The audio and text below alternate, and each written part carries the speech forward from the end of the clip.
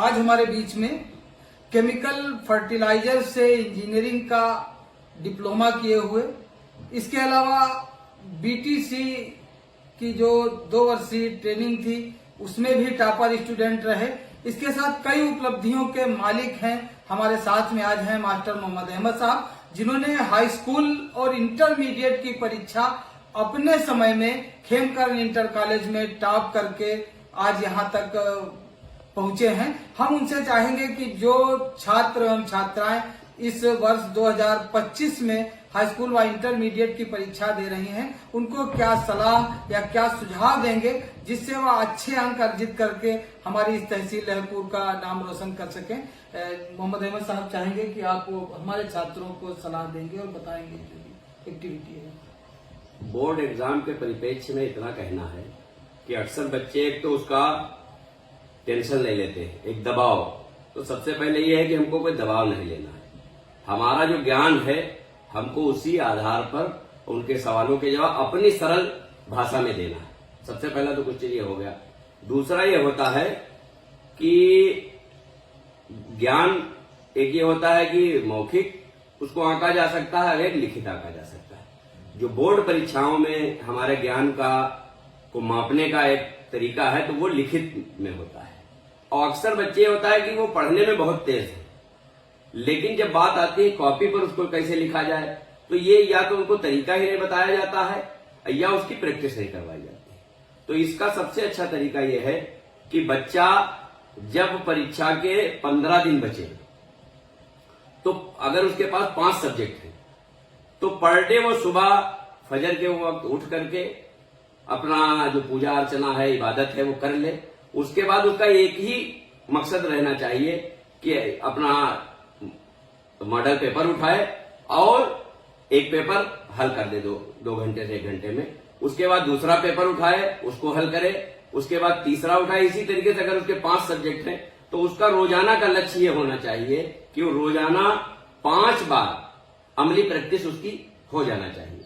इससे पता ये चलता है जब वो कोई किसी चीज को हल करता है, यानी उसको क्वेश्चन ये आया कि मुगल काल का विस्तृत जानकारी उसको देना है, तो मुगल काल की जब जानकारी लिखता है तो उसके बाद उसको पता चलता है, जब उसको पढ़ता है तो पता चलता है यार इसमें कहां पर कमी रह गई, कहां पे अच्छाई है, क्या हम अच्छा कर सकते हैं, क्या बुरा हो गया। तो इससे उसका पूरा निष्कर्ष अपने आप निकलता रहता है। और ये 15 दिन का उसका मौका है, यानी हर पेपर को वो 15 बार हल करेगा।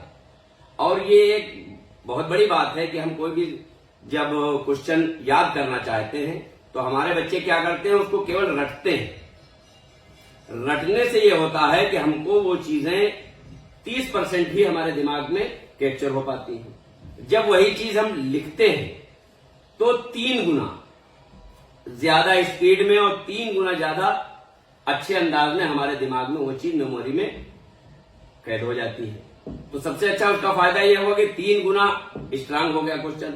दूसरी बात यह है कि हमको पता चल गया हम कहां पे गलती कर रहे हैं। बाबर के बाद हुमायूं का नंबर आना था, हमने अकबर का कर दिया, तो जब अपनी किताब से मिलाया तो पता चला ये क्वेश्चन हमारा यहाँ पर गड़बड़ कर रहा है। तो इस तरीके से हम उसको सीक्वेंस में चीजों को याद कर सकते हैं।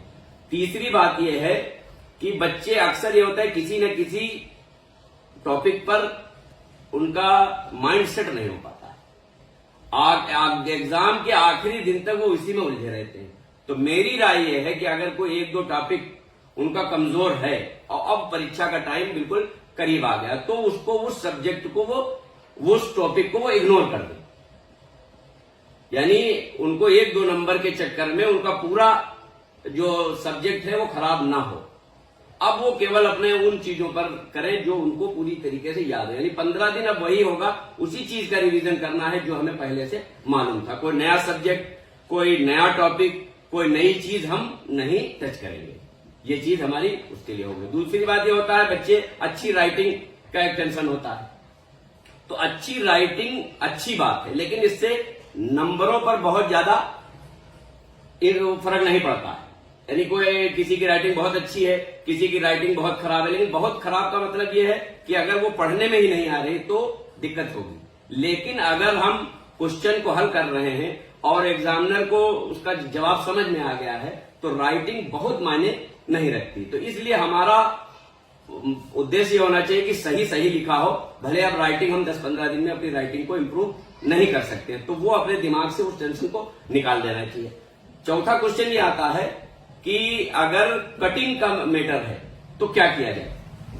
तो उसके लिए मैं कहना चाहूंगा, कटिंग जो है वो एक्सेप्टेबल है, कटिंग से नंबर नहीं कटते हैं, लेकिन कटिंग का तरीका ये होता है कि आप उस पर एक पेंसिल से क्रॉस लाइन खींच दीजिए। उसका मतलब ये होगा कि ये लाइन या ये पैराग्राफ गलत हो गया है और उसको आगे सही लिख दिए। उसको बहुत ज्यादा काला, बहुत ज्यादा उसको घोंचने की जरूरत नहीं है। तीसरी बात ये आती है कि क्वेश्चन किस अंदाज में लिखे जाए। टाइम की दिक्कत आ जाती है बच्चों को। तो होता उसमें यह है कि उनको जैसे 15 क्वेश्चन है करने हल करने, उसमें 5 क्वेश्चन तो उनको शार्प याद है, 5 कमजोर हैं और 5 उनको बिल्कुल नहीं उस वक्त दिमाग में आ रहे हैं। तो अब क्या करना चाहिए। तो होता बच्चा ये है कि बच्चा वो बार बार क्वेश्चन पढ़ रहा है, बार बार सोच रहा है, तो इसमें उसका समय नष्ट हो रहा है। अब जो जितना उसको मालूम है, ये तो है नहीं कि उसको कुछ एक्स्ट्रा मालूमात आ जाएगी। तो उसका बेहतर तरीका यह है, आप कुछ आंसर नंबर डालिए। आंसर नंबर 1 जवाब लिख दीजिए। आंसर नंबर 2 नहीं आता है, लेकिन फिर भी आप आंसर नंबर 2 जितनी दूरी पे लिखना है, प्रॉपर स्पेस पे चीजें लिखी जाएंगी। तो वहां पे क्वेश्चन नंबर 2 डाल करके कि जैसे लिखना है टीपू सुल्तान के विषय में, तो क्वेश्चन नंबर 2 हेडिंग डाल दिया टीपू सुल्तान। अभी हमारे दिमाग में वो चीज नहीं आ रही, तो अगले क्वेश्चन पे चले जाएंगे। 3 नंबर डाल दिया, 3 नंबर भी हमको बहुत अच्छी तरीके से नहीं आ रहा है, तो हेडिंग डाल करके आगे। इसी तरीके से अब हमको 5 जो क्वेश्चन आते थे, पता था पहला मालूम था, 7वां मालूम था, 9वां मालूम था, 12वां मालूम था, 15वां, तो लेकिन हम हेडिंग सबकी डालते चले गए। जो आता है उस नंबर पे पहुंच करके हमने उसको पूरा क्लियरली लिख दिया। अब हम आएंगे अपने जिसमें हमको कमजोर है, यानी हमको थोड़ा बहुत आ रहा है, तो हम उस क्वेश्चन को हल करेंगे। आखिर में जो हमारे टफ क्वेश्चन है या नहीं हमारी समझ में आ रहा है, तो उसके लिए छोड़ देंगे। आखिर में हमको क्वेश्चन को नहीं छोड़ना है। तो उसका क्या होगा कि हमसे अमेरिका के बारे में पूछा गया सवाल एक संक्षेप में, हमको संक्षेप में नहीं आ रहा, तो हम उस पर जो कुछ भी हमको मालूम है अमेरिका के बारे में, उसमें हम 2 लाइन, 3 लाइन, 4 लाइन लिख देंगे। और अगर नहीं कुछ है तो उसी की लाइन को बढ़ा बढ़ा के हम उसको लिख देना है। तो उससे यह होगा कि नंबर जो क्वेश्चन छोड़ने के पूरे नंबर हमारे 5 चले जाते हैं। लेकिन हमने अगर उस पर कुछ थोड़ा बहुत लिख दिया है, तो क्या होगा, कई बार लाइनें गिन के भी नंबर मिलते हैं। तो अगर हमने उस पर कुछ लिख दिया है, तो मुमकिन है कि 5 नंबर में 3 नंबर, 2 नंबर हमको मिल जाए।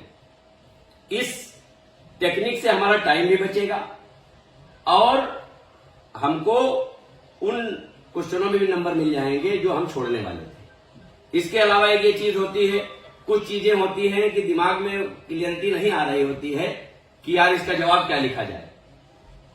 तो इस कंडीशन में जब आप कंफ्यूज हो, तो वहां पे आप उसका जवाब पेंसिल से लिख दीजिए, पेंसिल से लिख दीजिए। उसका फायदा यह होगा कि अगर कॉपी जमा हो जाएगी तो आपको पेंसिल पर भी मार्क मिल जाएंगे। और किसी तरीके से अगर आपको दिमाग में आखिर में पता चल गया कि यहां पर जो है श्याम सुंदर दास था, हमने रामचंद्र लिख दिया, तो आप इरेजर उठाइए और उसको साफ कर दीजिए और दोबारा उसको क्वेश्चन को हल कर दीजिए। एक बात और आती है, कई बार क्वेश्चन लोग कर देते हैं, जवाब लिख देते हैं, उस पर वो श्योर नहीं होते हैं। फिर उनको कहीं से कोई बताता है कि इसका ये जवाब लिख दो, तो वो अपना जवाब काट करके वो जवाब लिख देते हैं जो कहीं से पता चला या किसी से पता चल गया। तो मेरी राय यह है कि जो कुछ जवाब आपने लिखा है उसी पे अडिग रहिए। तो उसमें यह होगा, अगले दिन जब आप घर पे आके मिलाएंगे आकर के, तो मे भी हो सकता है कि आपका जवाब ज्यादा सही हो बिलमुकाबिल उसके जो किसी ने आपको चुपके से बता दिया कि इसका ये लिख दो। तो जब तक श्योर ना हो तब तक अपना पुराना जवाब ना काटे, उसी पे अडिग रहे। उससे जुड़ने के लिए बहुत बहुत शुक्रिया आपका।